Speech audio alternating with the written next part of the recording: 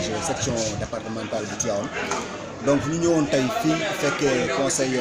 municipal bi amoon tey comme principale activité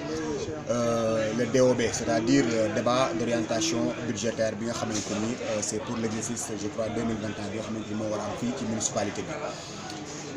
Donc di rafetlu teewaay bi nga xamante ni aussi tey population bi teew nañ ko fi d'abord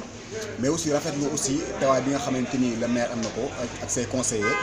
mais surtout conseillers yi nga xamante ni à chaque fois bu ñu ñëwee fële la ñu fekk bu ma waxee loolu c'est pour souligner l'absence bi nga xamante ni dañ koy seetlu à chaque fois bu ñu fi ñëwee mooy que ni y a des gens li may woowee les grands absents c'est-à-dire au niveau de Tivaouane ñun population bi li ñu war a jàpp mooy. On ne peut pas concevoir que ni mu am des gens yoo xamante ni population bi dañ leen wooteeloon yaakaar ci ñoom tey même bu fekkee ni ils sont pas à la place du maire ils sont des conseillers.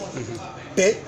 seetlu nañu ni depuis lors que ñuy fi ñëw duñu leen fi mus a gis te apparemment les textes stipulent clairement que ni à partir de 3 absences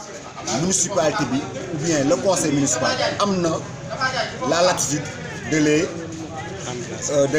les remplacer. Donc ñun la question qu'on se pose mooy pourquoi ne pas les remplacer une bonne fois leneen li mooy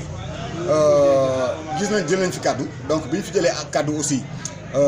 sujet yi ñu fi wax aussi vous l'avez fekk ngeen ko mooy ni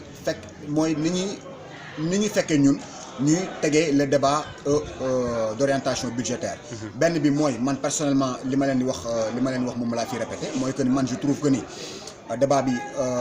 y a des obligations yoo xamante dañu ko waroon teg mooy surtout sur l'horaire par exemple. Par exemple mënuñu à chaque fois ñu convoquer 9h 10h et que balaa muy commencer ñu di jot. leneen li mooy sur la forme bu ñu nee sur la forme mooy par exemple tey man je peux pas concevoir que ni ñuy jël par exemple qu'il y ait ce retard là qu'il y ait ce délai là entre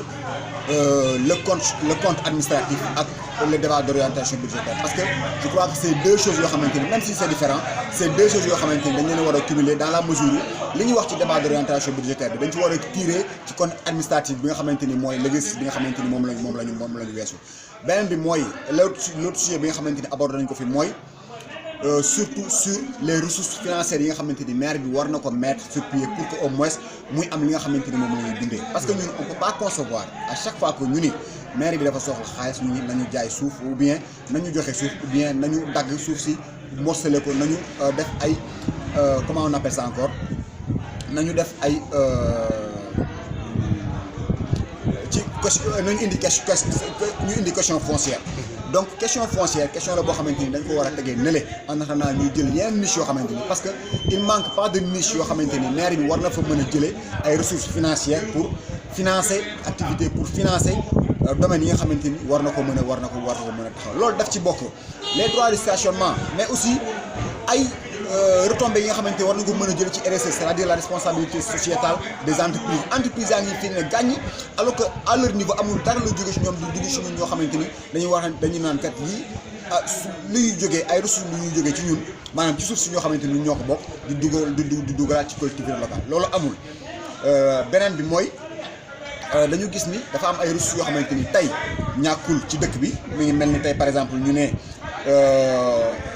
ay droits yoo xamante ni wala ay taxes yoo xamante ni ñun suñu bopp war nañ ko mën a fay au niveau du trésor ñu loolu ñu ci woo maire bi à ce que bu amee loo xamante ni bu amee question yu mel noonu ñu ci communiquer di koy yëgal population bi bu ko defee population bi aussi xam ban taxawaay la war a am par rapport ak ressources yi nga xamante ni war na jóge ci moom war a dugg ci maire bi mais aussi Lamine Niang aussi suñu grand frère Lamine Niang daf ci wax lu am solo mooy par exemple nit ki bu demee bay jël xaalisam di ko def ci gafaka boo xamante ni du keneen a ko yor dafay fekk xelam rafet ci la nga xamante ni mooy xaalis ba fa mu war a dem leneen li ñu rafetlu et loolu je crois que en fin de récital boobu la ko maire yi wax mooy gis nañu ni maire bi tàllal nañu loxo ñi nga xamante ni ñoo ay mouvement citoyen yoo xamante ni ñu nekk ci dëkk bi à ce que ñu defal ko une lettre boo xamante ni dañ koy defal ay suggestions dañ koy defal ay propositions par rapport au budget par rapport aux orientations budgétaires bi nga xamante ni moom lañ ci am loolu dañ koy rafetlu carrément et puis duñ ci taxaw duñ ci yam on va le faire à notre niveau on va le déposer on va voir ñoom tamit à leur niveau qu'est-ce qu'ils vont à faire l'essentiel est que li ñu koy wax toujours rek ñun Tivaouane moo ñu yor et je crois que ñun tamit bu ñu ñaawoon jot xam ne ñoom tamit Tivaouane ñoo ñor donc kii wut fu mu fanaan ak kii wut koo wékkali je crois que war nañu mën a leen di jotale warul bari donc foofu la ñuy yemale kàddu yi foncier bi